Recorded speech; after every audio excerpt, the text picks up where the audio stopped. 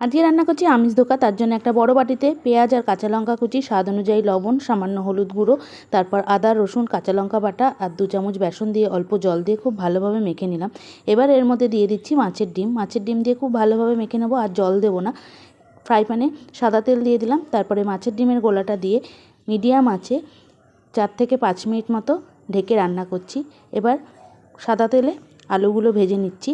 আলুগুলো ভাজার পর তুলে নিলাম। ওই তেলের মধ্যে কাশ্মীরি লঙ্কার গুঁড়ো আর হলুদ ফোড়ন দিয়ে একটা তেজপাতা দিয়ে দিলাম। তার মধ্যে দিয়ে দিচ্ছি আধ বাটা পেঁয়াজ, আদা রসুন কাঁচা লঙ্কা বাটা, জিরে গুঁড়ো, ধনে গুঁড়ো, সামান্য চিনি আর টমেটো সস দিয়ে আবারও বেশ খানিকক্ষণ মতো কষিয়ে নিচ্ছি। তারপর ভেজে রাখা আলুগুলো দিয়ে সামান্য জল দিয়ে 2 থেকে 3 মিনিট কষিয়ে নিলাম। 5 মিনিট মতো হয়ে গেছে।